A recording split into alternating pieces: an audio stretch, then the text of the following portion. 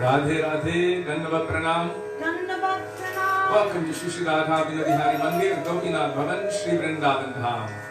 Srila Gurudev ki jai, Srila Prabhupada ki jai, Rupana Gugoli Guru Varga ki jai, Pati Pavan Shri Nityananda Prabhu ki jai, Prem Purushottam Shachinandan Gaur Hari ki jai, Radha Vinodihari Ju ki jai, Radha Ramana Ju ki jai, Giriraj Maharaj ki jai, Hari Nam Sankirtan ki jai, Hare Krishna Mahamantra ki jai, Gaur Bhakta Vrinda ki jai, Gaur Premanande Hari Hari Gaur.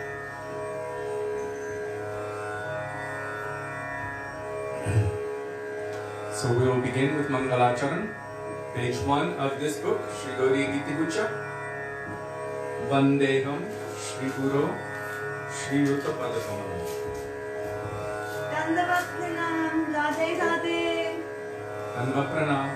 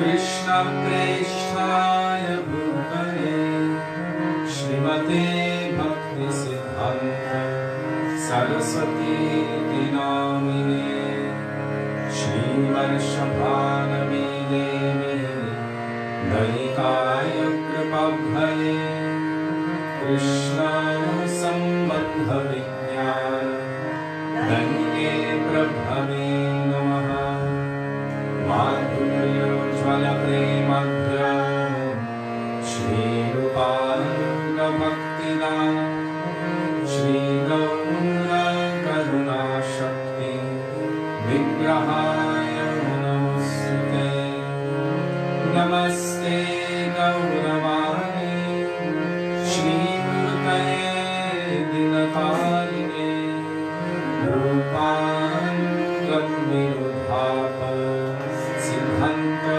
Dvantaharine Namo Gaura Kishoraya Sakshat Vairagya Murtaye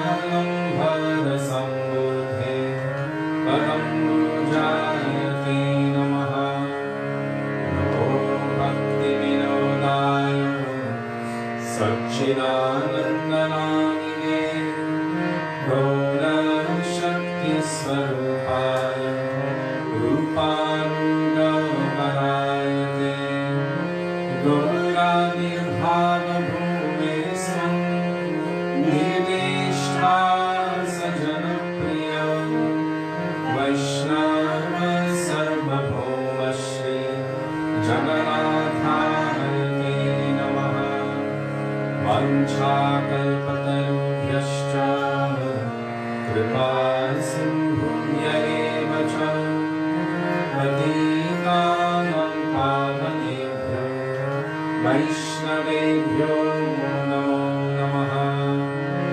Namo Mahavadanyaya Krishna Prema Pradayate Krishnaya Krishna Chaitanya Namne Gauradhishe Namaha He Krishna Karuna Sindhu Dinabandho Jagatpate Gopesha Gopika Kanto Radha Kanto Namostute Tapta Kanchana Gaurangi Radhe Vrindavaneshwari Vrishabhanusute Devi Pranamami Haripriye Jayatam Surato Pango Mama Mandam Mate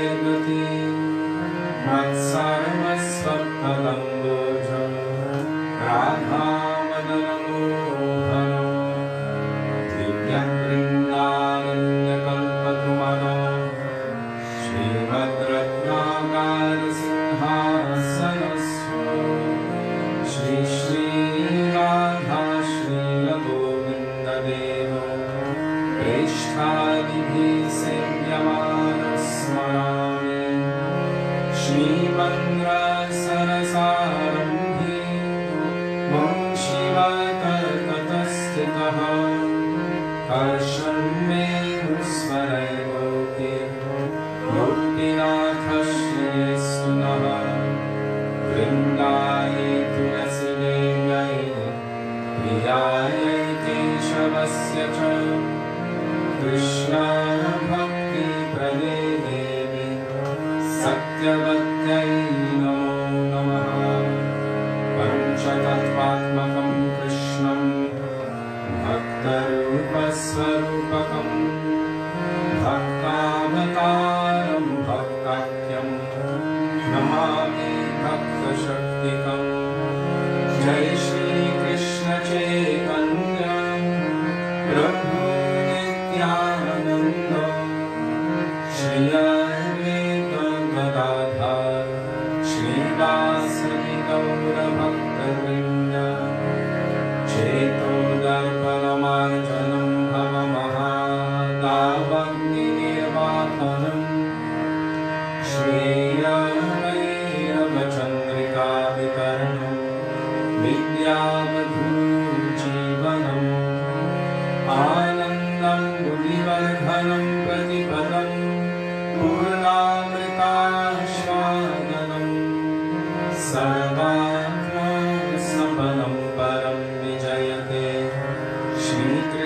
sankirtanam Harer Nam Harer Nam eva kevalam Kalo nastyeva gatiranyaka Hare Krishna Krishna Krishna Hare Hare Hare Ram Ram Rama Hare Hare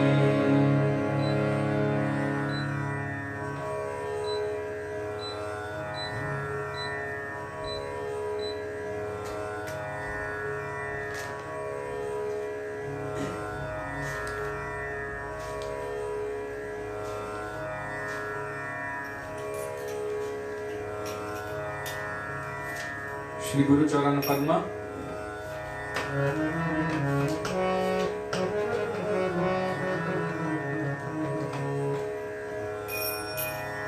What page is that? Sorry. Sorry, page 28. And if you don't have a songbook, just scroll to the latest post and you'll find the Jiva Bhavana Prabhu.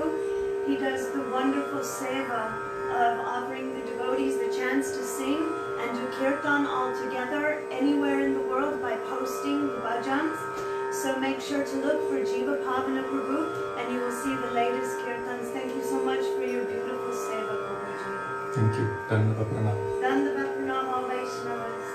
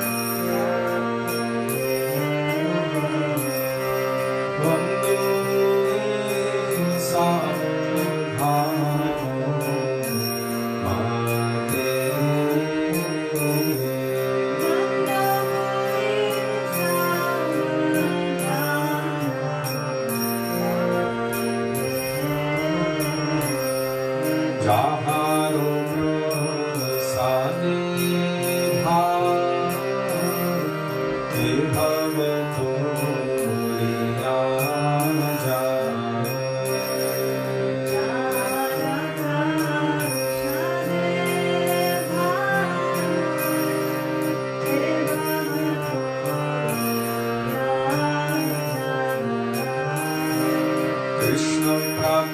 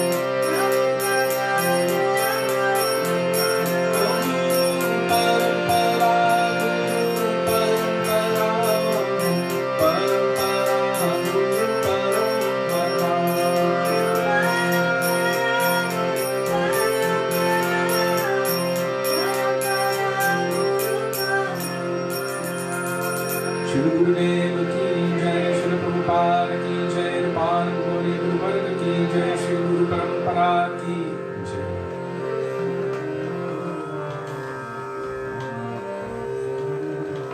Karen Copen writes, she says, so glad Kishori Mohan Prabhu is not wearing saffron. By the colors of his kurta, I can tell the days apart if I want to listen again to certain bhajans or lectures. I have to say I'm glad too, but not necessarily for the same reason.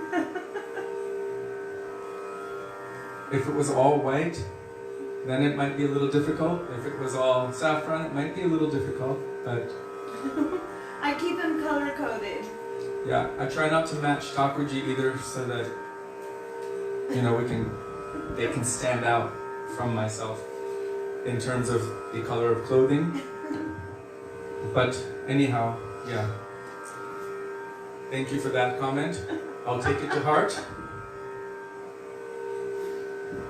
Actually, Sudevi doesn't like when I wear saffron-colored clothes. She's like, no, not that one. So then I have white and magenta and other colors like purple, but not saffron, not yet. Not yet. Actually, she told Srila Gurudev many years ago. We were in Fiji, in the room with him, and she was kind of joking, like, later on you can give him sannyas. And Gurudev was like, no, I won't do it. She's like, but later. And Gurudev's like, no, I won't do it. And then he was very grave and he said, Krishna brought you two together for a reason. What else did he say at that time? That was it at that time. Okay. So, probably to protect me from my own mind.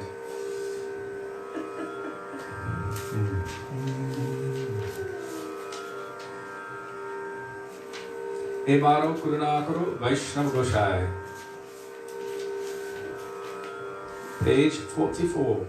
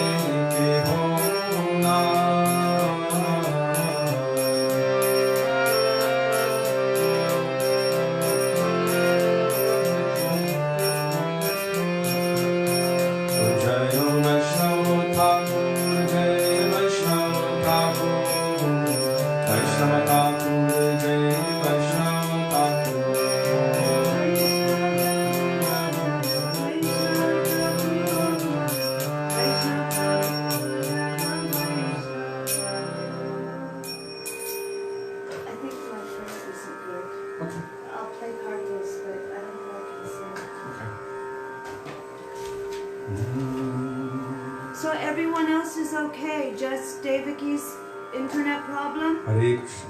Otherwise we'll switch internet connections, but if everyone is okay, maybe if you switch your internet off and on again, Devaki, it might kind of pick things up.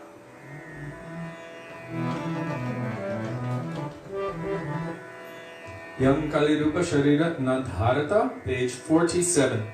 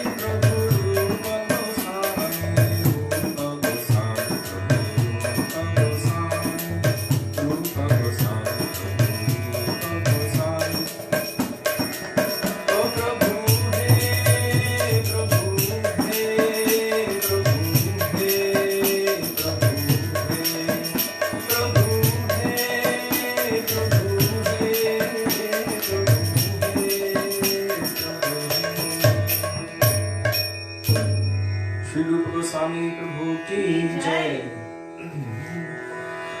Sing a bit happy.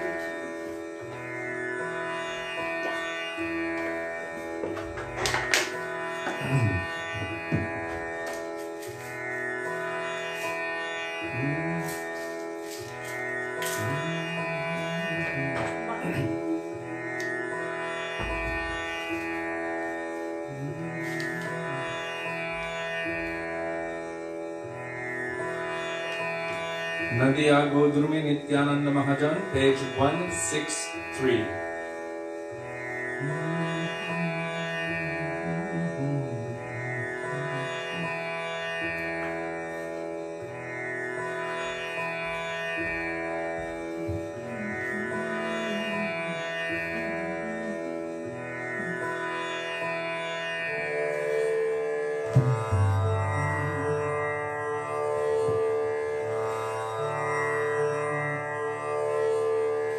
Shri Krishna Chaitanya Prabhu Nityananda Shri Advaita Gadadhar Shivasadi Gaura Bhakta Vrinda Shri Krishna Chaitanya Prabhu Nityananda Shri Advaita Gadadhar Shivasadi Gaura Bhakta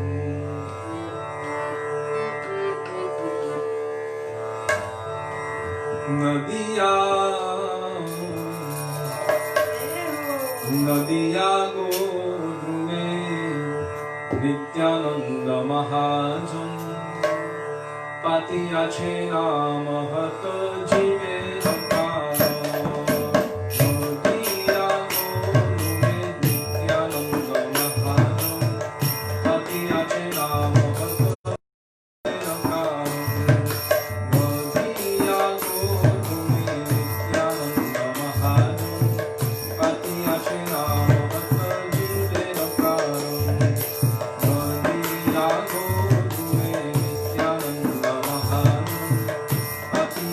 Now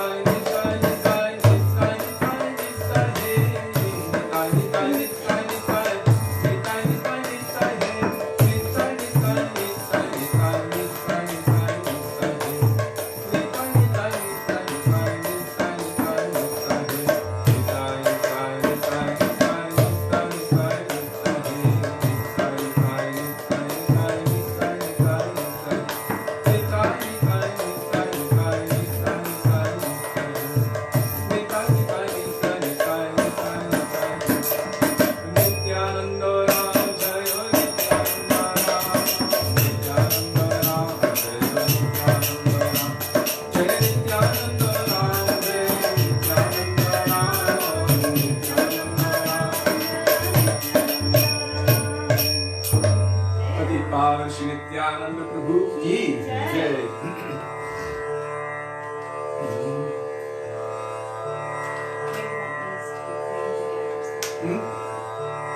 These three things.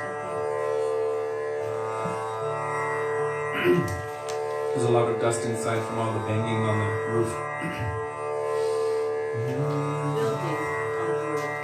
Building on the roof.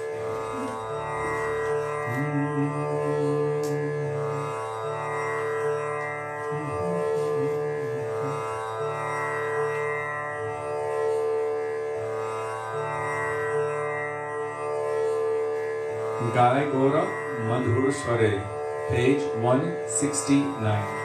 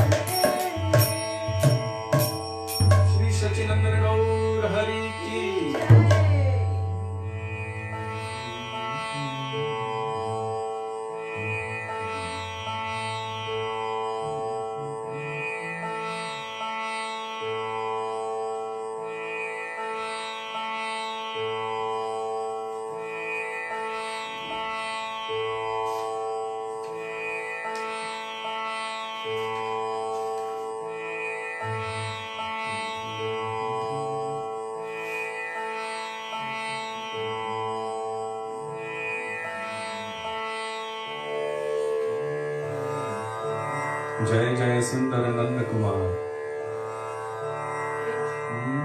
344.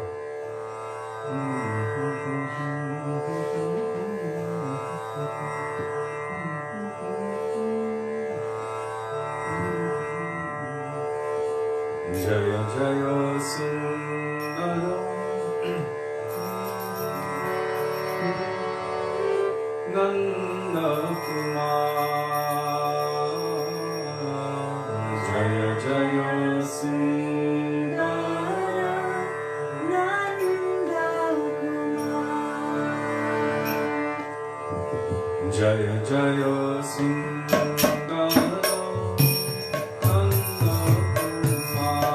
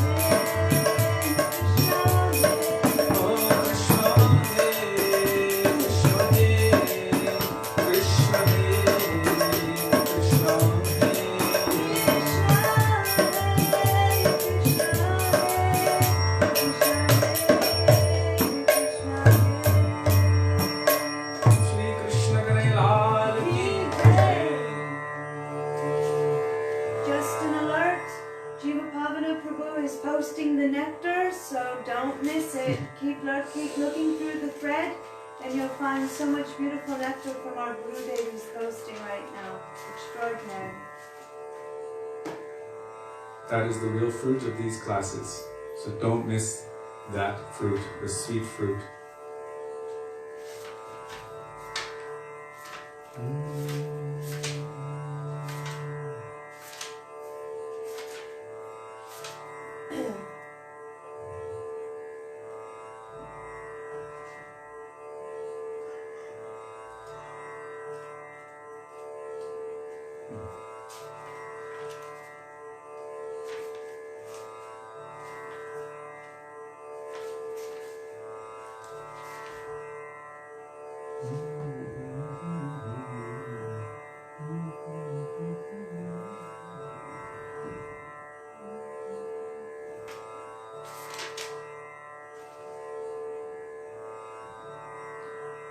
Radhika Charana Renu Bhushana Koryatanu by Srila Narottam Das Thakur, page 112 in this songbook.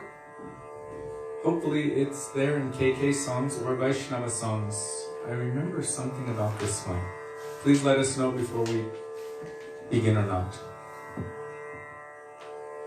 Radharani ki jai, Maharani ki jai, Radharani ki jai. Radharani ki jai, Maharani ki jai. Are you able to find it? Radhika Charana Renu. Wait a second. Because there's a delay.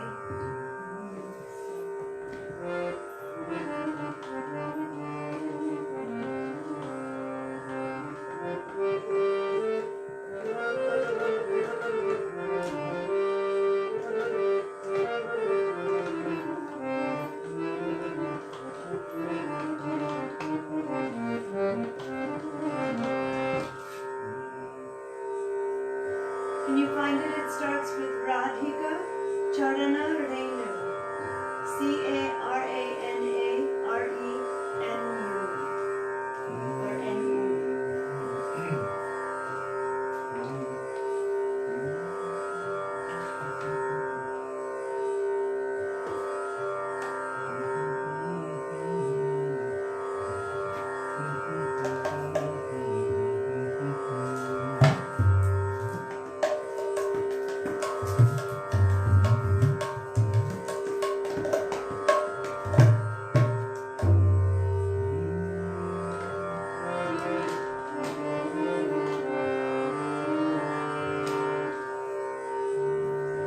Okay, I think we're going to sing it.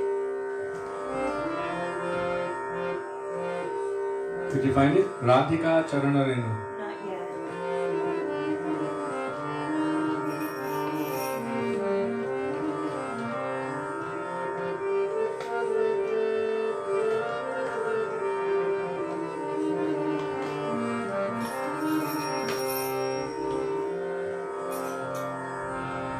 No? Nothing yet. He's probably looking on all the different ones. Okay. Should we just sing it? No? That's really sad because that's one of the best bhajans. I don't know why it's not so easily available.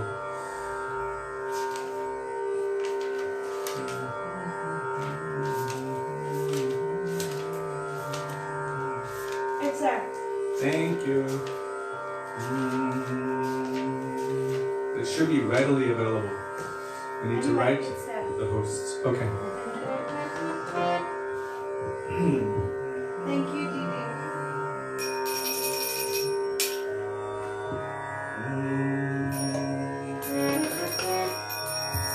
Radhika Charana Renu Bhushana Koryatanu Radhika Charana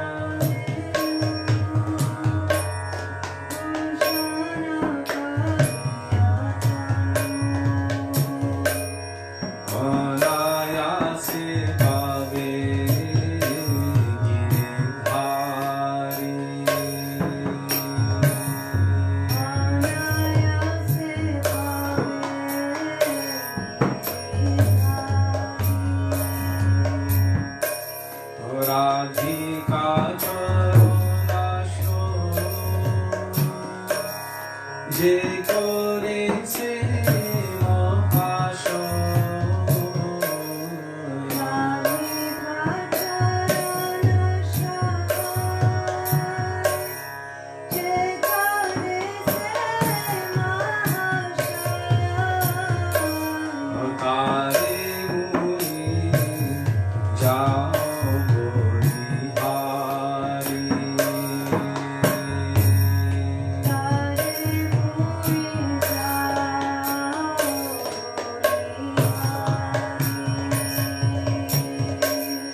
Hare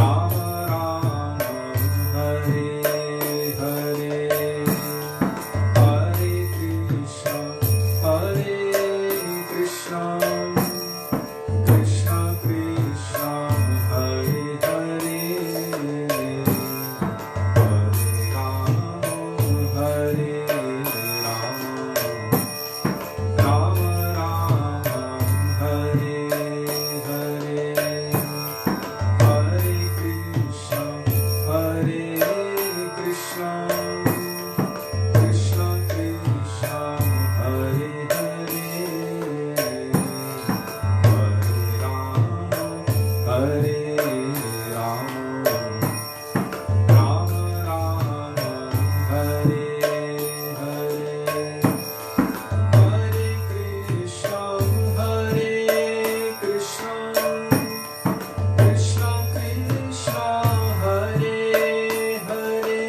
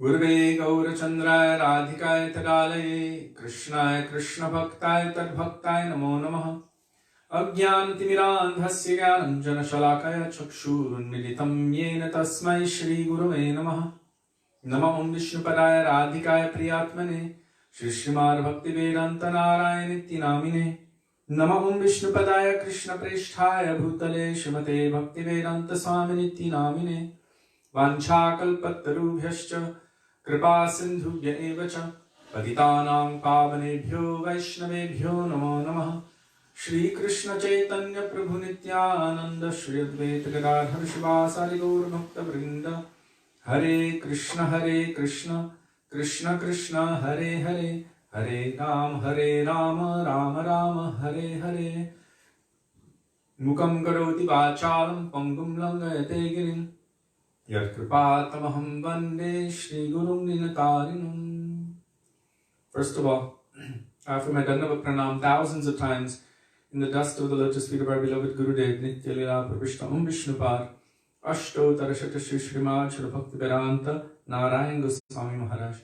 In the same thousands of Dandava Pranam in the dust of the lotus feet of Nitya Lila Prabhishta Vishnupad, astottara Shri Srimad Srila Bhaktivedanta Swami Srila Prabhupada, and to all of our Rupanuga, Gauriya, Guru Varga, and to all Vaishnavas past, present, and future, including all of those who are present with us today, I offer my Dandava Pranam.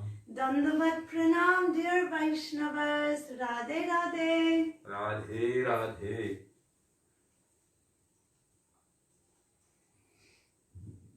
So today, as every day, different topics come up, different movements take place, and I want to focus more on going beyond Vaikuntha. But there's an interesting subject matter. Maybe we spoke about it months and months ago, but it keeps manifesting in my heart, in my mind. Our Guru Varga, our Acharyas have explained that if anyone is endeavoring on the path of bhakti, honestly, then they would be considered the best of all persons. That's why people consider them to be saints, because all of their qualities, all of their activities, all of their endeavors are honest, straightforward, simple. Sometimes, because we hear that Raghunath Das Goswami has said in Manushiksha, na dharmam na dharmam. And also Krishna says in Bhagavad Gita, sarva dharman parityajya, that one should not be concerned with dharma or adharma, or one should give up all varieties of dharma, or in the second verse of Bhagavatam, dharma projita kaitava, Bhagavatam is rejecting all kinds of cheating religion, that means devotees are exempt from having to follow proper rules of etiquette or behavior in society. We can do whatever we want and we're exempt from it. That's not what it means. But sometimes the idea manifests that that is what it means. The idea comes up. I can do whatever nonsensical activity I want to do. I can break all rules of dharma of this world, all rules of varnashram, because I believe in Krishna, so it really doesn't matter whatever I do. This is not setting a very good example. This mood is what Bhaktivinoda Thakur, Saraswati Thakur, and all of our acharyas came to demolish. It is prakrita sahajya. Means this mood that I can do whatever I want in the name of bhakti, and it's all okay. It's all cool. For those who have not yet attained to that state, like the gopis, exclusive surrender to Krishna, if we're giving up worldly dharma or our duties, our responsibilities, not for Krishna, but just because Like some people, they actually give up their wives and children and take sannyas, not because they have attraction to Krishna, but because they want the name, the fame, the adoration, the money, the followers, and then after 1 or 2 years, you see them with another wife and family. So this is not the meaning of na dharmam na dharmam or sarva dharman parityajya. The entire Mahabharata war, which was responsible for killing millions and millions of people and leaving so many in a state of desperation, took place because of adharma. What is adharma? There are 4 main principles of dharma. And in the International Society for Krishna Consciousness, Srila Prabhupada had the devotees actually mention these principles before accepting initiation. He had them say it in English, but it's also there in Sanskrit. Satyam, truthfulness, honesty, simplicity. Socham, cleanliness. Panam, avoiding intoxication.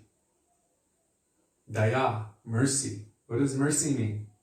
Not harming other living entities, not killing other creatures for one's own enjoyment, being compassionate. So sometimes it's easy to forget.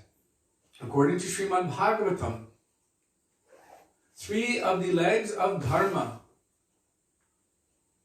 represented in the form of a bull, who was the father of religion, Dharma himself, had been smashed. 3 of those legs had been smashed, and only 1 leg remained.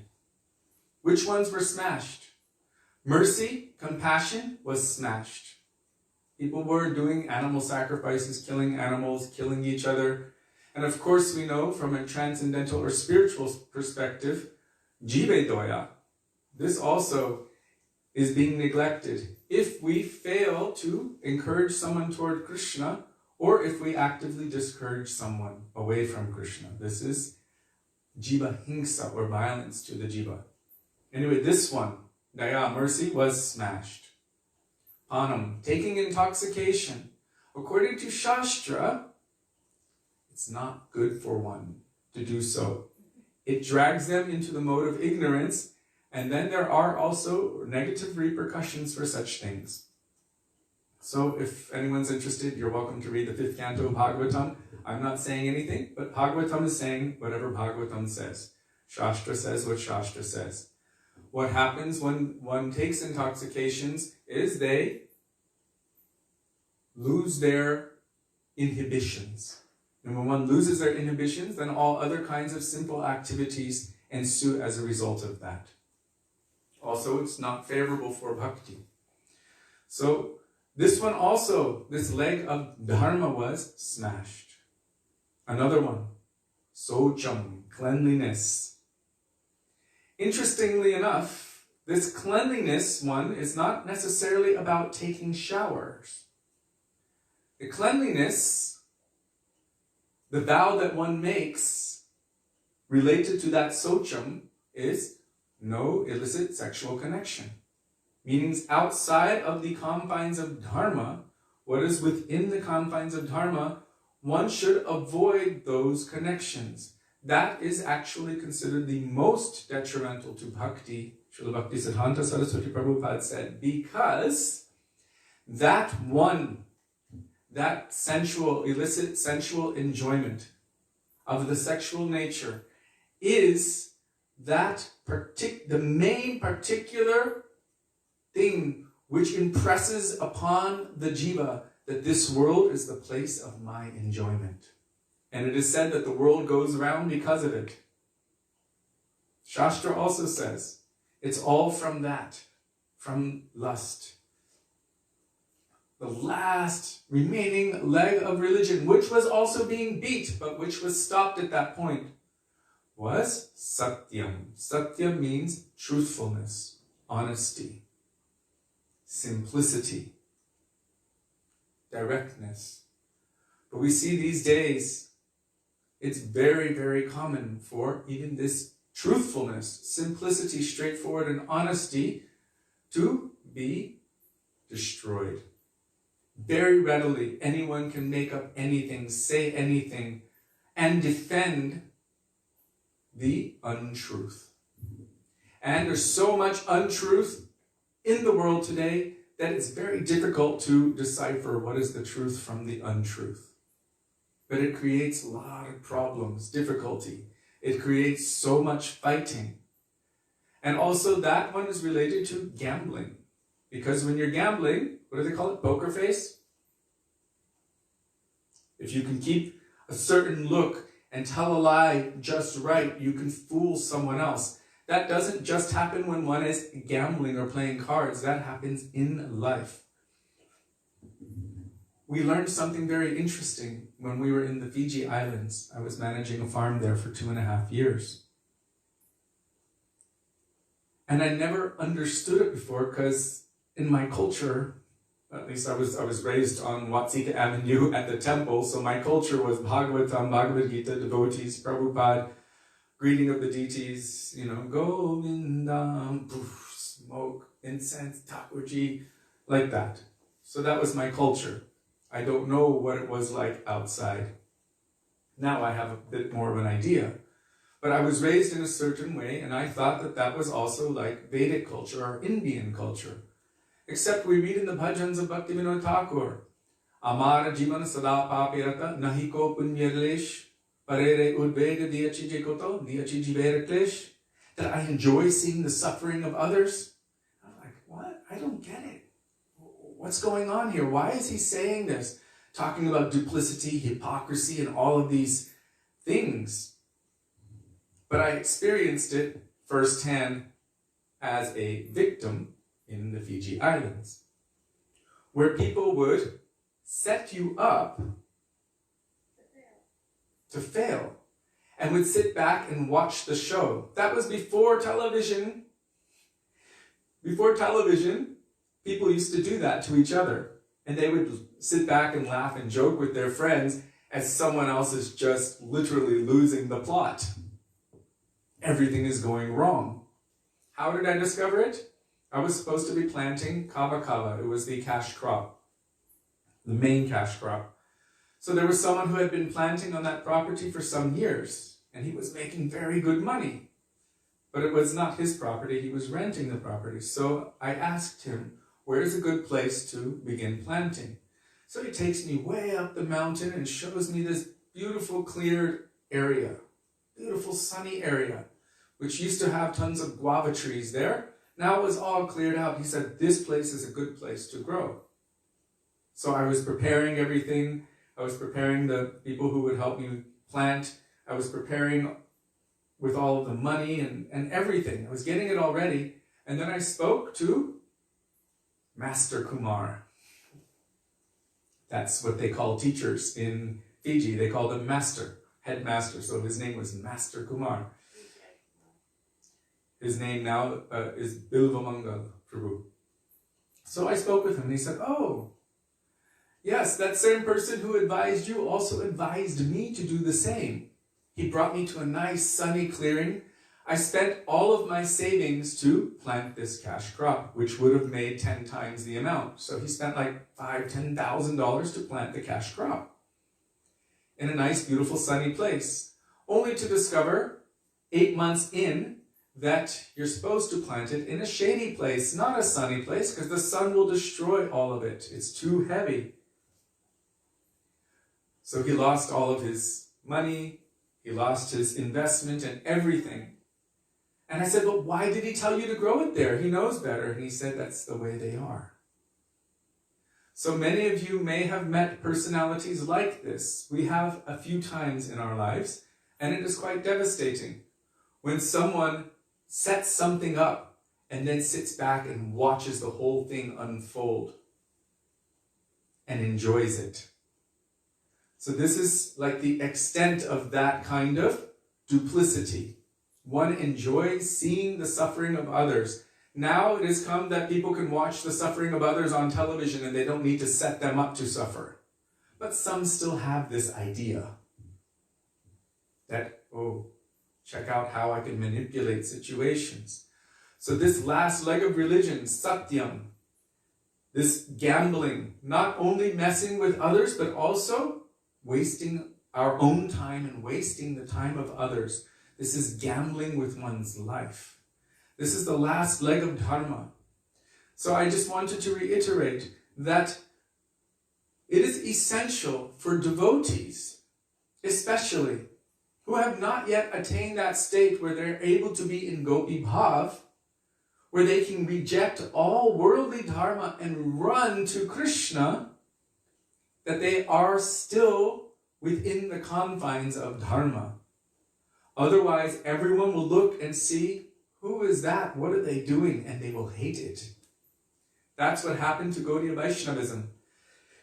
After the time of Chaitanya Mahaprabhu and after the time of Vishwanath Chakravarti Thakur, there was a very, very dark time. Dark period in history.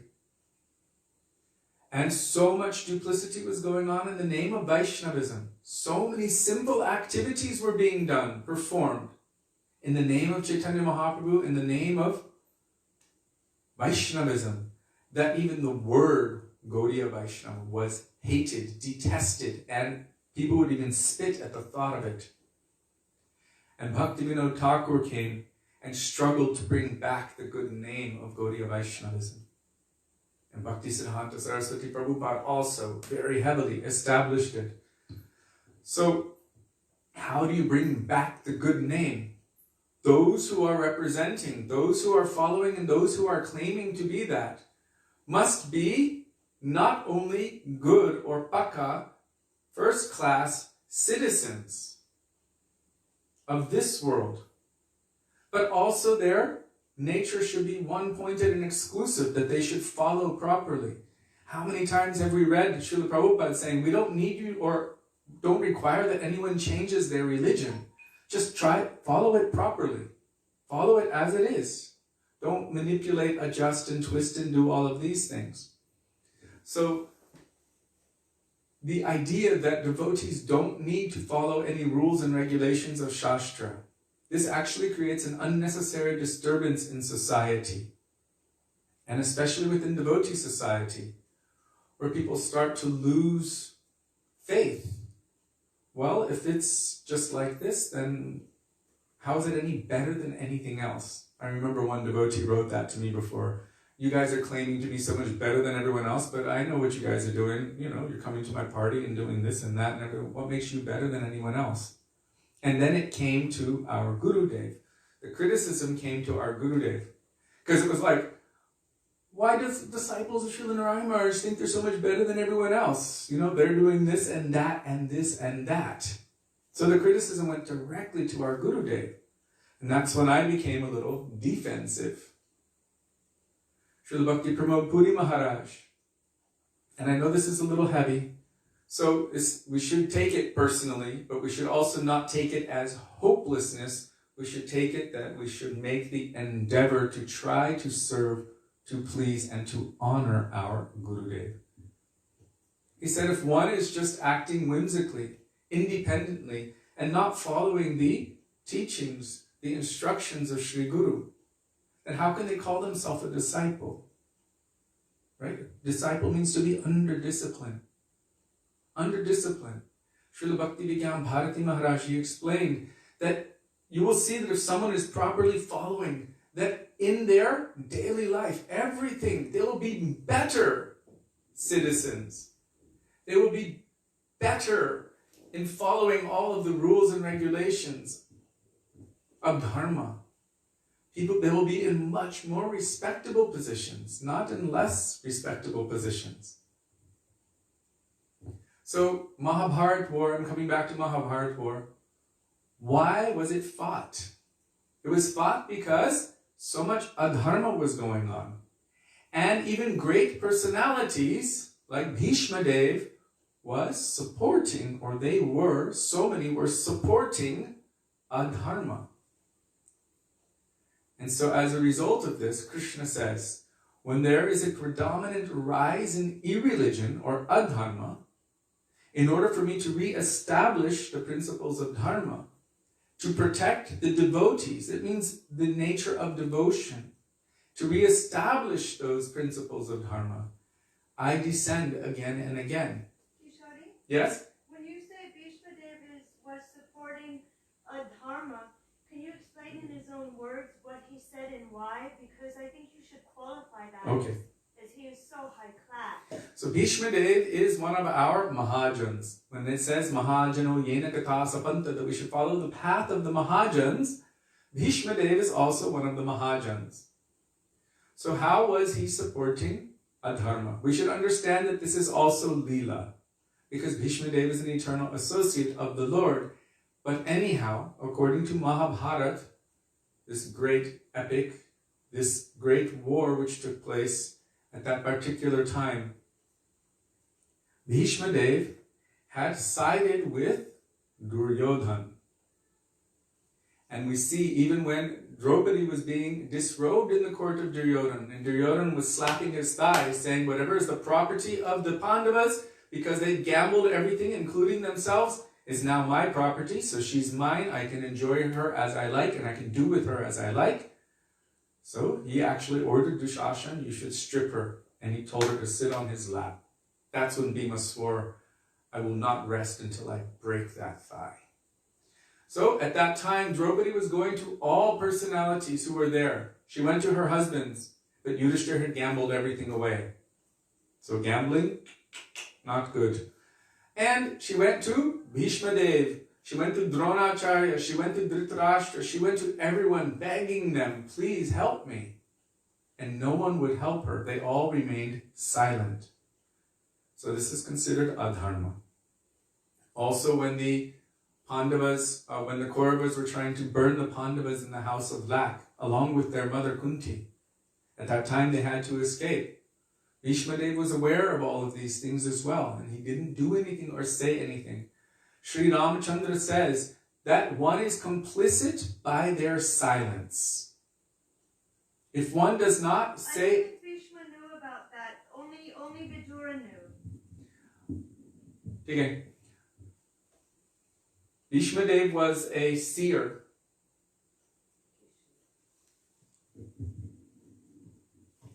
So he was aware of so many terrible atrocities that were being committed from the side of the Kauravas toward the Pandavas, who represented dharma.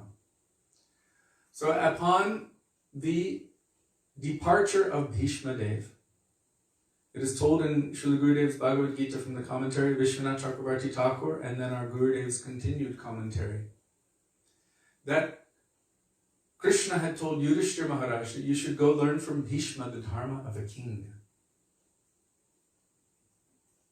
So Yudhishthira Maharaj wanted to go hear from Bhishmadev. So he went there with his brothers and Draupadi. And she was kind of in the background, kind of covering her face and laughing.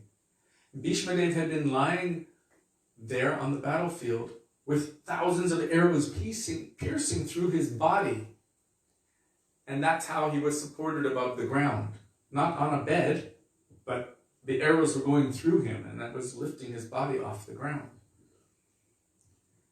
And by his own power, his own potency, he was able to choose the auspicious time for when he would leave this world. And besides, he wanted to gaze upon the beautiful face of Krishna before departing.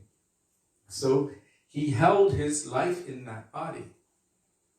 So Yudhishthira Maharaj went there, all the Pandavas were there, Krishna was there, and Draupadi was laughing. At that time, Bhishmadev, he said to Draupadi, forgive me, daughter, but I don't understand why you were laughing at such a situation, at such a time like this. And she said, I don't understand how you were going to tell my husband, Dharmaraj, Yudhishthira Maharaj, who is Dharma personified, about the Dharma of a king. Where was your Dharma when all of these atrocities were happening to them? Where was your Dharma when I was being disrobed in the court of Duryodhana? Where was your Dharma when all of these terrible things were going on? At that time, it is said that tears came to his eyes and he folded his hands and he said to her, my dear daughter, please forgive me. He said, at that time I was residing in the house under the care of Duryodhana. And because I was sustaining my body off of his mercy, my mind became polluted like that of a demon. Just by being in that association. Duryodhana wasn't cooking, his chefs were cooking. But Duryodhana's money and that association was there, and it was going into everything. He said, so my mind became polluted like that of a demon due to this demonic association. He said, now that every drop of blood has left my body, which was sustained by the grace of Duryodhana, by Duryodhana, now that every drop of that blood has left my body, now again my consciousness has become clear, it has become pure, so I can speak on the dharma of a king. So Srila Gurudev utilized this to show us the power of asatsanga, what is unfavorable association, and also what happens due to adharma. Millions and millions had to die. So as aspiring devotees, as aspiring Vaishnavas, as aspiring representatives of Guru, Gauranga, Radha Krishna, of Harinam Prabhu, we should be aspiring to represent. Then we are duty bound to make our level best endeavor to be simple, straightforward, honest, clean, to not merciful, to follow what you call the four regs, what we call the four regulative principles, to follow those basic principles of dharma, of religion, because this would be a natural effect of one who is actually following the process of bhakti properly.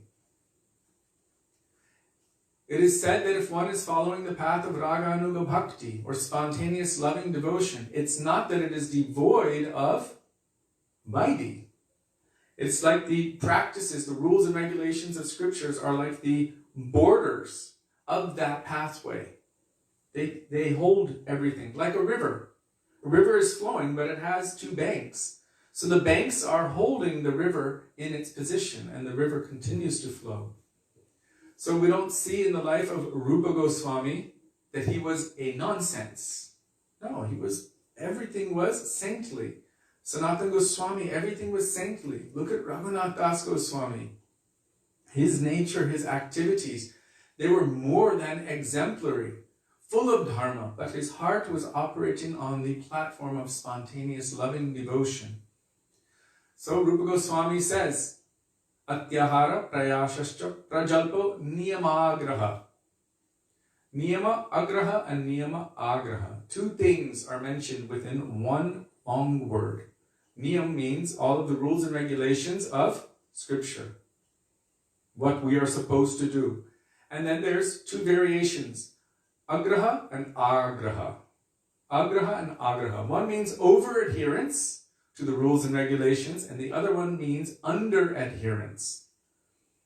So, under-adherence means whimsically rejecting the rules and regulations of scriptures, what instructions Guru has given us, whimsically rejecting them, accepting, picking, choosing, according to our whims, being independent-minded and not under guidance. And the other one is over-adherence to rules and regulations. And the example our Srila Gurudev would give quite often would be that actually one is supposed to serve Sri Guru before they serve Krishna.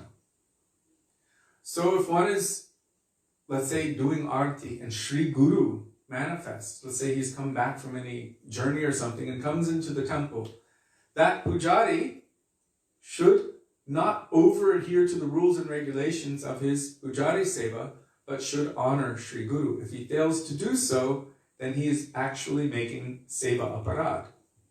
So there's over-adherence and under-adherence.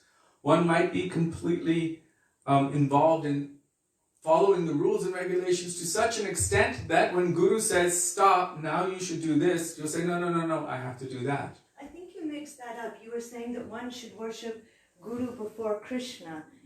But when you're doing Thakur Seva, one of the rules are that you do not stop your Thakur Seva if someone comes to the door. But if Guru comes in, then you stop. You didn't say it right, I think. Okay. Sorry, I'm... Okay, I'm not sure, but whatever she heard. The point is, if any normal person comes in, then we should not stop our Thakurji Seva. But if Shri Guru comes in, then we must stop that and honor and facilitate Gurudev. Then we can go back to our Thakurji Seva. So there are so many different rules and regulations of scriptures. But we should understand that those who are actually following the path of devotion, bhakti, their practice or their adherence to the rules and regulations of this, you can call it worldly dharma or varnashram dharma, is also very strict. It's not that it's a free-for-all, that one can do anything and everything and it doesn't really matter. And the reason I'm saying this is because I've noticed a trending tendency. I have noticed it. Sometimes it's manifesting in myself. They say, Atmavan manyate jagat. As one is, they see the world. So how do we see things? Maybe it's within me as well. Maybe it's a mirror coming to show me something. But these tendencies to manipulate, lie, cheat, twist things, set things up in such a way that so many others will suffer. To avoid dharma and do these kinds of things. And sometimes it's necessary for devotees to remind each other about Bhagavad Gita 101, basic foundational principles of human behavior. What separates a human from an animal? There are rules and regulations in society. That separates humans from animals. If one is not following anything, rules and regulations of society, then technically they're not considered within the human-like mindset. Because of those rules and regulations, they create a foundation by which we can actually progress and develop on the path of bhakti. Otherwise, then we're just simply eating, sleeping, mating, and defending. This is the nature of animalistic life. And humans as well. So what defines a human, according to Shastra, over animalistic life? Simply eating, sleeping, mating, and defending. Following instinct. That's animalistic. Humans also have those same four needs. But what separates or defines human from that? They observe rules and regulations according to Shastra, Dharma. And then from that, they actually endeavor to awaken the nature of their soul. They make that choice that I want to seek out the truth. Who am I? Why am I here? Why is there suffering? What is my purpose? What is my function? What is my goal? What is the truth? There is a search, a longing for truth. This is, according to Shastra, the definition of human. So sometimes we look at so many different humans and we place them all on the same platform, but some have this animalistic tendency. Bhagavatam calls those who are behaving like animals dvipada pashu, two-legged animals. And also in Nitai Padakamala, Koti Chandra Shushitala, in there, who has not worshipped Nitai or does not want to worship Nitai, it means who is not accepting Sri Guru in their life and moving forward on the path of bhakti, say pashu boro durachar. They are like very, very wicked, distant animals. Those who are not following the path of dharma, leading toward the path of real, pure dharma, the nature of the soul, jaiva dharma, which is awakening divine love and affection for Krishna. So sometimes we find a tendency among devotees to try to pretend that we're above and beyond following basic foundational regulations of dharma. One should be very careful not to jump like that and pretend that I'm a manjari, so why do I need to follow any rules and regulations? Gurudev would always warn us, be careful, don't try to jump to the top of the tree. He said if you try to jump and you don't go step by step, he said that in the process you may fall and break your head and break your bones and everything will be finished. He says so very carefully we should move step by step under the guidance of Sri Guru. And our activities, our behavior should be representing them. We should not think that, they're above and beyond everything, so whatever I do doesn't matter, that it won't reflect on them. It does, and it will. That's what Srimad Narayan said. Yesterday, the four Kumaras and Jaya and Vijay were mentioned.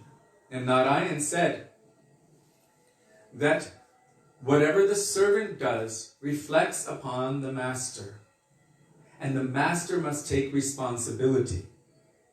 So maybe not these days, but in cultures which had a little bit more culture, even in Indian culture, I don't know about now, maybe a little bit left over, some Asian cultures, Chinese, Japanese, Korean, and like that, some places, they still have this idea that what any member of the family does reflects on the entire family. And if one member of the family steps out of line, the rest of the family get very heavy on them. That don't misrepresent this family. You will even be misrepresenting the forefathers, and you will bring disgrace and inauspiciousness to the entire dynasty. So this idea was present in most world cultures previously. Nowadays it's being completely destroyed and people don't have any consideration for these things. Those who perform activities of adharma and those who support those who are performing activities of adharma. In one sense, you can think, wow, this is really great. We are calling Krishna to come. But Krishna will come in the form of death. We've seen it again and again. The Mahabharata war was there. Krishna said they are already all finished. And also in Ramayana, in that great battle. This was also due to adharma. That Ravana and the entire dynasty was wiped out, except for that one devotee, Vibhishan. But all of them, because of that association. And we see the same thing with Ramchandra Khan. Ramchandra Khan tried to destroy Haridas Thakur, the pure devotee, by scheming. He made a plan. He sent a prostitute to break him because he was envious and jealous that this person who was born in a Muslim family is now getting so much acclaim as a Vaisnava. So he made severe Vaishnava aparad. Later on, who came to that village of Ramchandra Khan? Sri Nityananda Prabhu, with all of his associates. But what is the result of Vaishnava aparad? It spirals out of control. It's almost like it just amplifies itself. It snowballs. You know snowball effect? If you make a little snowball and put it on the top of the mountain and let it roll, by the time it gets to the bottom, it becomes very big and it can be very damaging. So, Nityananda Prabhu and all of his associates came to the village of Ramchandra Khan. Ramchandra Khan did not greet them. They were there in the Durga Mandap. It was like the pandal with the temple of Durga. Ramchandra Khan sent a message, right? Because already the pure devotee was offended, so now then you offend the source of devotion. This is Sri Guru Nityananda Prabhu. The message was, we have no place for you. Why don't you go stay in the Goshala with your people, basically where the cows are kept. Nityananda Prabhu understood everything. This kind of rudeness, this kind of lacking of affection. And Nityananda Prabhu said, this place is not even fit for any religious service. It's a place fit for the killing of cows. And immediately he got up, he left that place with all of his associates. Within a very short time, what? Within 1 week's time, the Muslim ruler of that area and all of his henchmen came through that village, completely plundered the village, killed most everyone. everyone in that vicinity who was supporting the adharma, who was associating with and even subjugated to that adharmi, Ramchandra Khan, they had to suffer. This is the nature of aparad. So if one remains silent, does not speak up, or especially if they take part in that thing, that offense, then the result can be disastrous. So we ourselves also have a responsibility, a moral obligation. I'm using this word moral obligation. Morals, basic foundational principles of humanity, morals. We have a moral obligation as endeavoring devotees to at least try to follow what Guru has given. Gurudev said to try is bhakti. To try to apply those principles in our life and to try to avoid those things which are unfavorable. Especially to try to avoid those activities which are specifically adharmic. Specifically mentioned. Illicit sex, intoxication, meat eating or animal killing, and gambling. Those kinds of activities. We should try to follow the positive, but Srila Gurudev said, if you're only trying to do the positive but not also trying to give up the negative, then you won't actually make progress. Both of them must be done at the same time. One is called artha pravriti, or bhajana kriya, doing those activities which are favorable for the development of bhakti. But alongside that comes anartha nivritti. Anartha nivritti means also to eradicate all of those things which are unfavorable. And I've told it before, but I'll tell it again.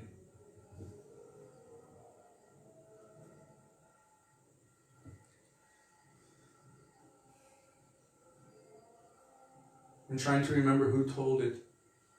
I told it maybe just recently. There was that very unhealthy person who went to the doctor. He said to the doctor, please help me.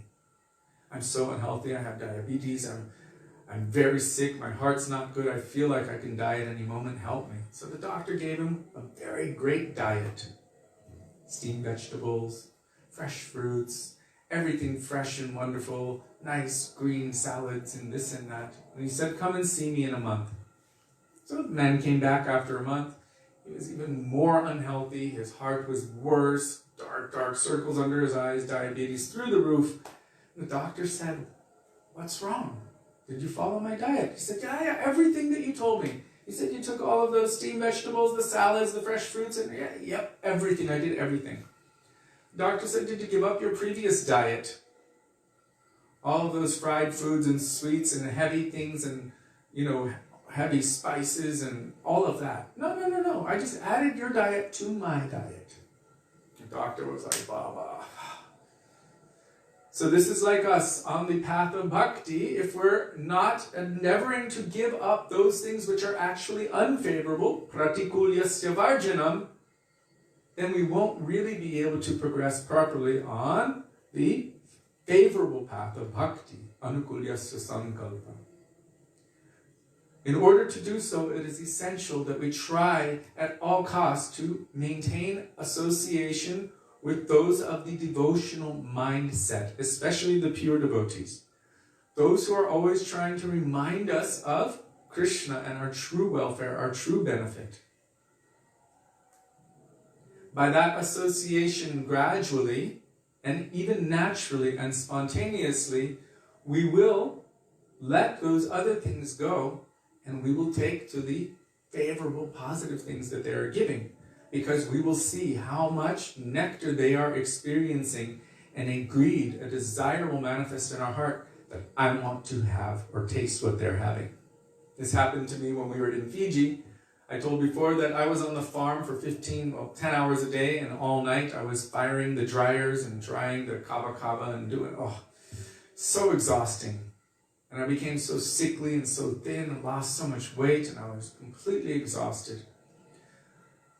My wife at the time was very, very distressed because we had no one living anywhere near us. She was alone. She was on an island in the middle of the Pacific Ocean, Taveuni. Look it up, you'll see where it is. It's about 17.5 degrees south and right on the international date line, in the middle of nowhere, literally. And we had no vehicle, no transportation, no telephone, no nothing. And it was difficult for her. So one thing led to another, led to another, led to another, and finally she ended up taking shelter of Sri Harinam Prabhu, chanting a lot, every day. And I was working to myself to death, literally. And this person who was very distressed before was starting to become more and more happy, more and more light, more and more effulgent, to the point of glowing, serving Thakurji more, becoming happy, wasn't dependent on the external situation.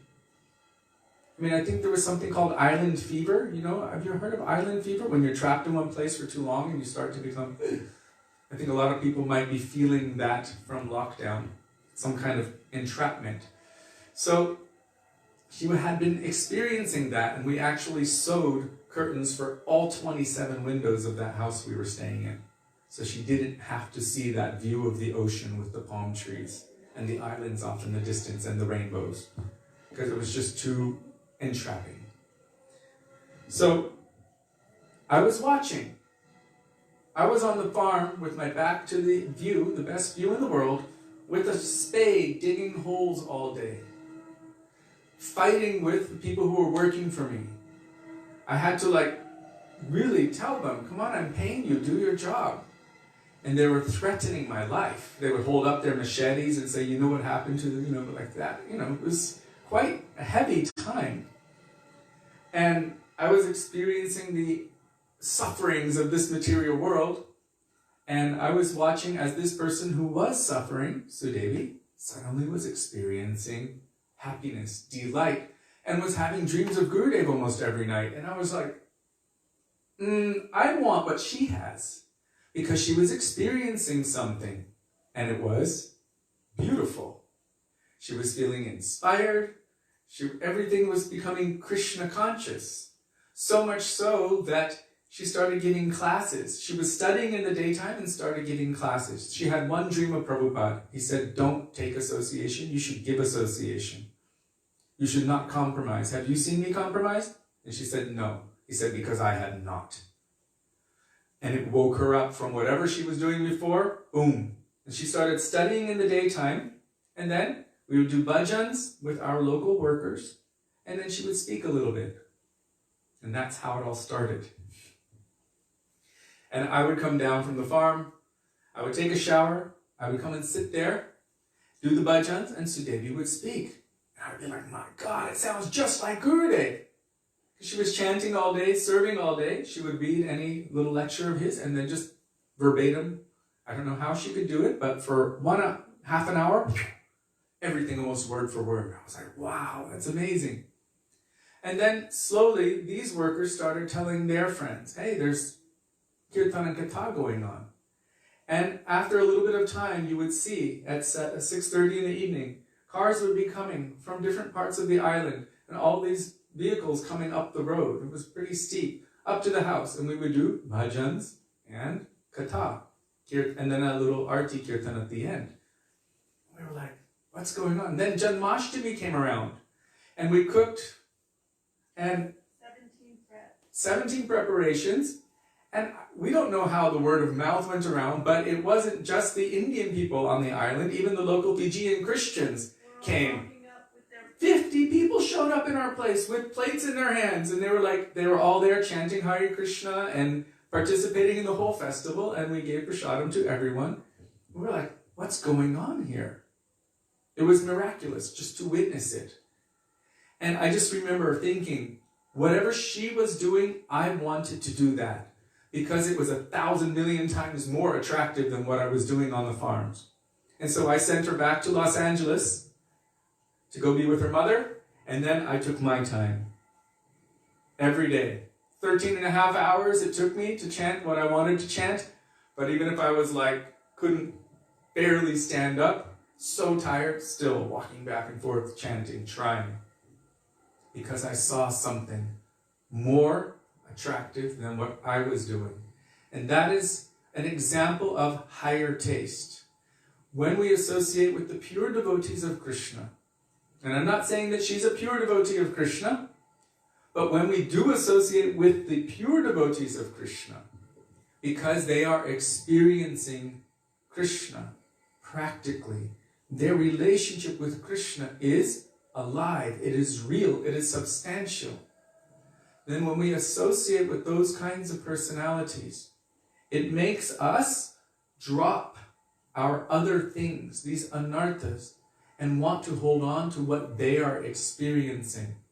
Srila Gurudev once mentioned that Guru doesn't just rip everything all at once. Guru is like an expert mother. A child might be playing with a knife. Dangerous things. That's what we do in this world. We play with dangerous things. Those things are ideas, concepts, associations, which actually can take us and cast us into the oblivion of samsara for who knows how long. So we play with all of these very attractive toys, which are actually like razor blades and poisons, all kinds of dangerous things. But Guru is like this mother, playing with something else very sweet and beautiful and colorful. She doesn't just take away that thing that we're so attached to, but begins to play with that thing in front of us that is just so attractive that automatically we put down that sharp thing and we run and say, give me that, give me that. Amito Kangal Krishna Krishna Boli. I want what you have. When we see what kind of transcendental relish they are experiencing, this is what our acharyas have said, then we will want what they have. And that's why they are always telling Harikatha. That's why they're always speaking about Krishna. Do you remember seeing Gurudev's eyes when he would talk about Krishna's pastimes? And even if he told Damodarashtakam again and again for 50 years, every time his eyes would start sparkling. You could almost see fireworks in his eyes. He would get so excited. He would practically be dancing on the stage. His hands would be moving and he would be so delighted. And then when the time of the separation mood would come, he would be weeping and crying. But he was feeling, seeing, experiencing so much. And we'd all just be there just begging for one drop of that feeling that he was experiencing. This is how we can be pulled away from our mundane inebrities, by associating with those who are actually experiencing the higher taste. And if we want to be able to even develop that, there are certain things we can do. The attraction for having that. We can endeavor to avoid those things which we know are not reminding us of Krishna's names, forms, qualities, pastimes, devotees, Shastra, Hari, Guru, Vaisnava. We can try, make a proper endeavor to avoid those things. That's called pratikulyasya varjanam. That I will avoid those things which are unfavorable for bhakti so that I can awaken devotion for Krishna. We can make those endeavors. And then we can pray to Krishna. We can pray to Guru and Vaishnavas. Please be merciful to me. I don't want to be associating with all of the adharma. Then my consciousness will become like the adharmis. I don't want to be associating with all of the karmas. Otherwise my association, my nature will become like a karmi. Means those who are even worshipping the Lord but for material things. I want to do these activities that look like bhakti so that I can attain material things as a result. But if we associate with the bhaktas, then we can be assured that very soon, bhakta sanjataya bhakta, by the power of the association of the devotee, bhakti will manifest. Devotion for Krishna will manifest in our hearts. So all of these things, they're not unnecessary. It's not that we should only hear about those highest subjects and not hear about Dhruva Maharaj, not hear about Prahlad Maharaj, not hear about Chitraketu Maharaj, not hear about Srimad Bhagavatam or Bhagavad Gita. Mahaprabhu also gave so many strong lessons and teachings. So it's not that we should avoid all of those things as well and pretend that we are already there. How do we get there? I remember Gurudev for some years, he was telling us about the goal, the goal, the goal. And then one day he said, now we're going to start explaining the process, how to attain the goal. And for someone on his level, all of our Guru Varga, they have explained it like this, that anything which is part of the attainment of that goal is considered as like that goal. So all of those processes which bring us to that, we cannot remove them. They're part of it, right? If you want to drive from, let's say here, Vrindavan to Delhi, I don't know why anyone would want to do that, but anyhow, if you want to drive from Vrindavan to Delhi, then every part of the road on the way is a necessary part of the attainment of that destination. And then if you want to come back to Vrindavan, every part of that road, that's what I wanted to say. If you wanted to drive from Delhi to Vrindavan, every part of that road is a necessary part, is necessary in propelling us forward toward our goal. So Bhaktivedanta Thakur in this connection said, no road is a bad road.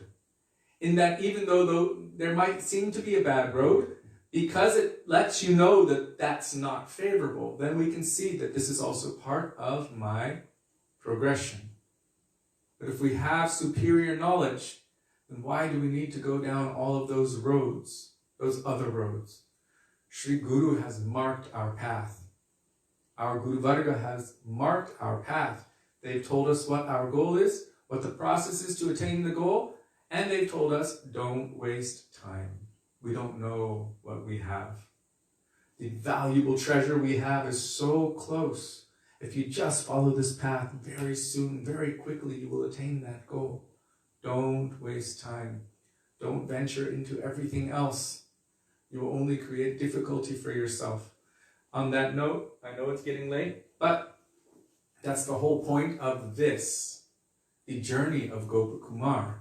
It's not to teach us to waste our time. It's so that we can see his journey and go, oh my God, I don't want to have that really lengthy journey. I want to attain my goal as soon as possible. So I can take the thousands of roads and go in circles for what seems like an eternity. End up in the Brahmajyoti like this for who knows how long. Or I can take the path which has been chalked out by our Mahajans. That Mahajano Yena Katha Sapanta, the path which has already been cleared. The path which has been traversed. They know the path. They've walked that path. How many they've come and taken on that path. And they're saying, this is the clearest path. Let's go.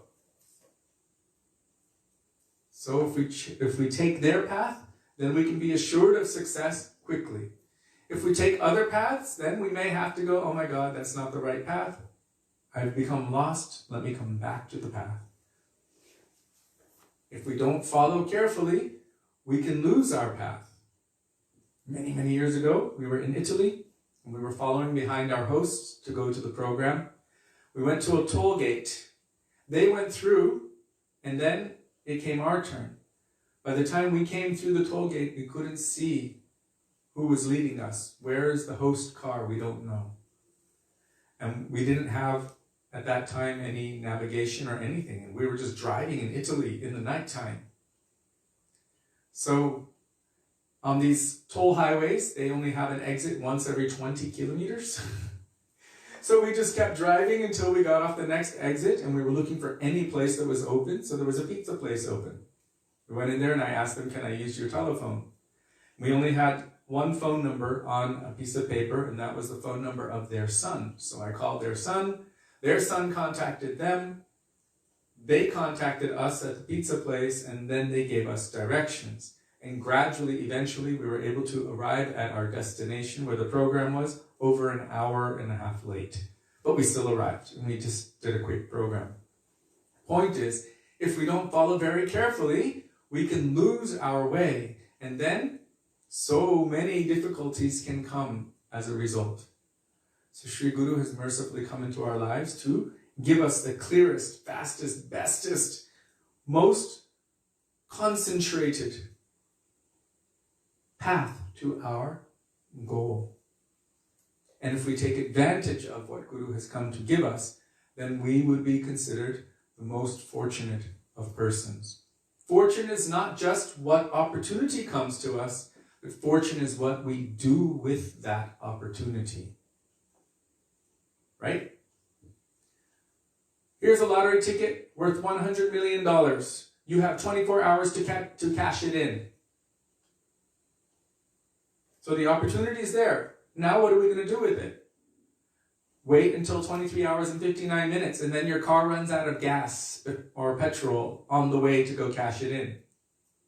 And then we will just be going, oh my God, I missed my chance. I missed my opportunity. So the greatest fortune has come to us, and now we also have to hold on to it and make it work. So it's a relationship. Sri Guru has come to us, our greatest fortune, the greatest asset, the greatest wealth, the greatest beauty. He has come to give us that thing which our soul craves more than anything else. Our transcendental, eternal, I don't want to say give us, to awaken within us. Our transcendental, eternal relationship of love and affection with Krishna. That's what Sri Guru has come to awaken within us. And if we take advantage of that, then we will truly be considered the most fortunate of persons. So now I'm going to read for 5 minutes. Before entering into this transcendental treasure, we will pray in the words of Raghunath Das Goswami to our Sri Gurudev and Sri Sanatan Goswami, the commentator and the author of Brihad Bhagavatamrita. Vairag Juga Bhaktira Samprayatnair Payanan Maham Anubhikshamandam Kripamudirya Paradukuduki Sanatana Swam Prabhu Ashrayami. Begging in the dust of the lotus feet that may even a particle of their moods, which are present within these pages, manifest themselves within our heart. I don't think I said that properly. Please forgive me.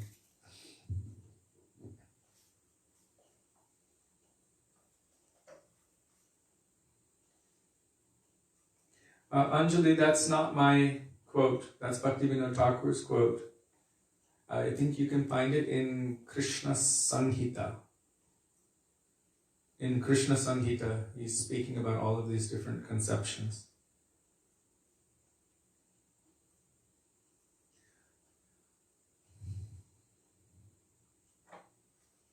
Okay, so we were hearing about how Sarvabhauma Bhattacharya was fearful of this idea of mukti so much that he detested it.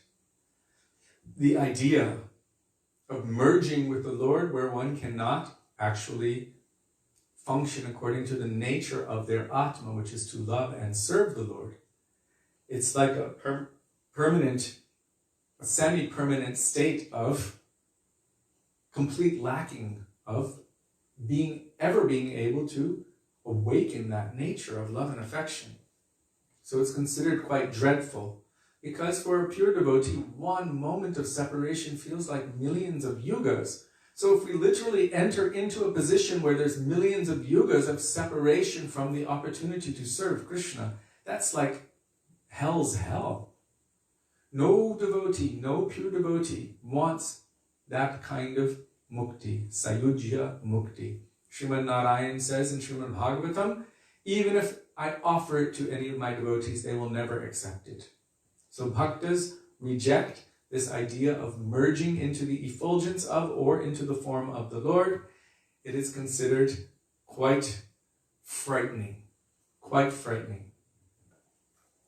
So hearing this line of thought, Gopkumar asked Narada Muni a question. Prishtam mayedam bhagavan dharatale tishtanti yashri pratimam mahaprabho tasach chidananda ghanastvayamata Niladrinata Purushottamo Yata Ekopi Bhagavan Sandra Satchidananda Vigraha Kripaya Tatra Tatraste Tattat Rupena Lilaya. Brihad Bhagavatamrita 2.4, 202 and 203.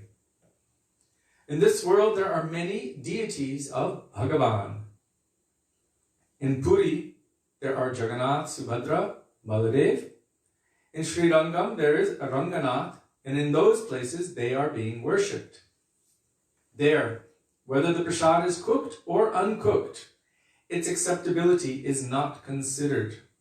Those deities are established there to mercifully give darshan to the people of this world. Gopkumar asked, Radhe Radhe? Somebody's right next door. Gopkumar asked, there are so many forms of Bhagavan in this world, like Jagannath and Ranganath, and many other deities. In what way should we respect them? So Gopkumar is asking how to respect all of the different forms of Bhagavan. We should understand that there is a difference in current Hindu society. Hindu is not the ancient word. The ancient word would be Sanatan, and that is the dharma of the soul, Sanatan, that which always exists. But I think it was during the division of India from Pakistan. At that time there was a river known as the Sindhu River, but because that did not exist in that language, they called it Hindu. Anyone on that side was known as Hindu. So that became a common word, but that is not the original word. And there's something called Panchopasan, where many persons who are following in the dharma of India, you can say, they worship Vishnu, Shiva, Ganesh, Durga, and I can't remember right at the moment because it's not my path, but they consider them also all equal. But this is one of the offenses to the holy name of the Lord, Nam Aparad, to consider the demigods or the devas equal to or independent from the Supreme Lord. And there it says Vishnu. So Vishnu Tattva is different than Ganesh or Shiva or Durga. Vishnu Tattva is different. And within that Vishnu Tattva, it is known as Bhagavat Tattva. Then you have Krishna. He is the original source, as we told the other day. Ram, Narasingha, Narayan, Vishnu, all of those forms, this is Vishnu Tattva. So what is mentioned here? Jagannath, Baladev, Ranganath. This is also a form of the Lord as Vishnu. I don't know if you've been to Sri Rangam. Beautiful, beautiful, massive Vishnu reclining on Anantashesh.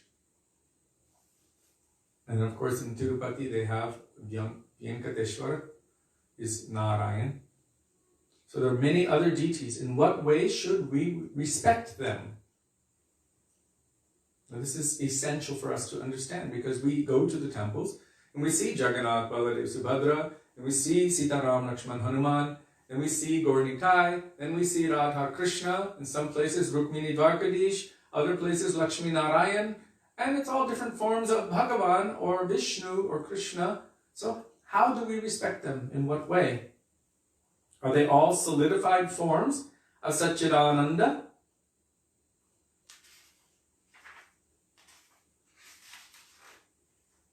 By offering puja to any of them, will it be considered offering puja to Bhagavan?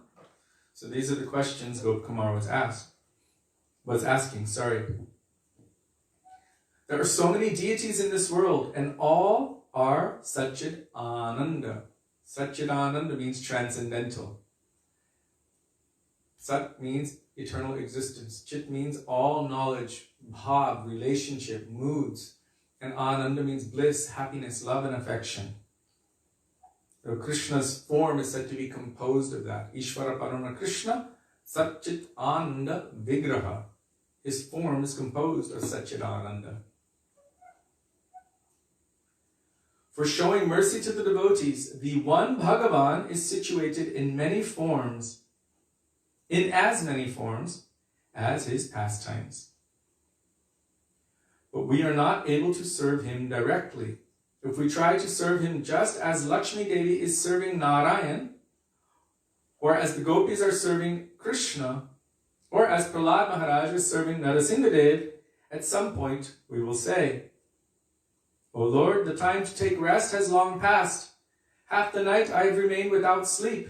I am feeling very sleepy. So Bhagavan will say, then you go to sleep. And we will have to go and take rest. If the deity were to speak and express his desire, massage my feet, this food has not been prepared properly, make it like this, we would become easily discouraged.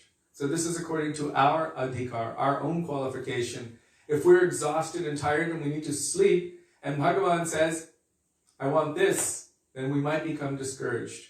Also, one thing, Prahlad is serving Narasimhadev Bhagavan. We know that just after Lord Nrsimhadev killed Hiranyakashipu, he was fuming with anger. It is said fire was coming from his head and from his eyes. So angry. And at that time, the demigods told Lord Shiva, you should go. No, I've never seen him like this. Indra, Brahma, no, we've never seen our Prabhu like this before. Oh, Lakshmi Devi, you should go. He's your husband. No, I've never seen my husband this angry before. So even they would not go forward. Only little Prahlad, he went and he offered his pranam and beautiful prayers to Narasimhadev Bhagavan. And Narasimhadev Bhagavan was pacified by Prahlad. It said he put him on his lap. In some places it said he touched his hand on his head. And other places said he began to lick him, like a lion licks their cub. In either case, so much vatsalya, parental affection came to Prahlad. But we, who are not on that level, who are not even on the level of the demigods who could approach, or Lakshmi Devi herself, we might feel this, oh, I'm qualified to worship the angry form of Lord Nrsimhadev. We should be very careful. It could be detrimental for us if we're not on that level. So Gurudev is saying here, if he were to start speaking with us, most of us think we'd be really excited, but he's the Supreme Lord and we're the servant. So if we could actually really conceive of the idea of eternal, transcendental, I'm going to use the word, Srila Bhaktivedanta Sridhar Maharaj uses it, slavery to God. Would our independent kind of mindset accept that? Are we ready for that? To be inducted into his eternal service, day and night, without any consideration for our own self whatsoever. Are we ready for that? This needs training. This needs qualification. Is it late? Oh, please forgive me. I've gone beyond. I spoke too long previously and I was getting excited. Let me just finish this here. We want to serve according to our own desire. If we have not even served according to the desire of our Guru, if we could not follow him properly, then how will we serve Bhagavan directly? So this goes directly in line with what we were speaking before I began reading. If we are placed directly in front of Bhagavan and he says, do this service for me, can we do it? Could we do anything and everything he asked of us at any time? We are not able to. Therefore, the deity remains silent. Just in case we wonder why our Thakurji aren't talking to us all the time. No, mine have to go to sleep. They have to get up early and get back home. They're busy. How much service we offer, he just remains silent. Actually, they don't, but we won't talk about that right now. However much service we offer, he just remains silent. So Bhagavan has assumed all of these forms for giving mercy to devotees. He understands that by no other means will we be able to serve him in our conditioned state. So he becomes the deity form, remains silent, and in the end, He just accepts our obeisances. For this reason, he has manifested these deities. So when we're talking about these deities, we're talking about the Archavigraha form. He remains silent and accepts whatever little endeavor that we make on the request of Gurudev. Gurudev has requested Krishna, you please manifest in these forms to accept the service of your devotee.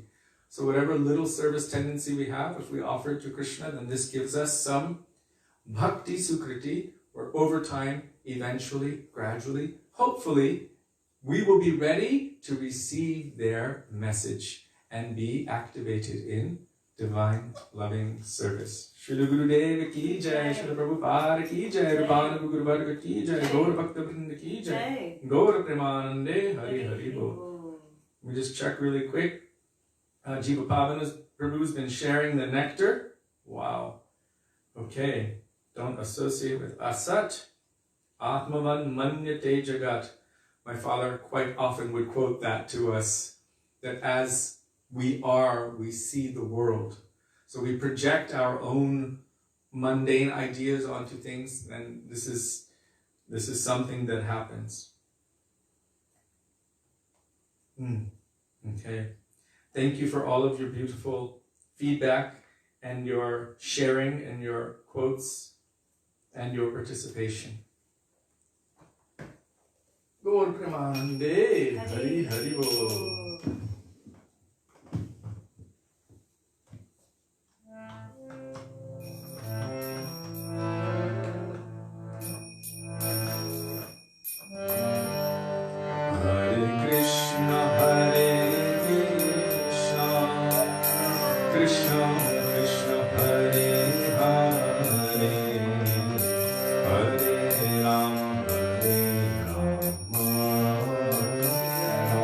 Ram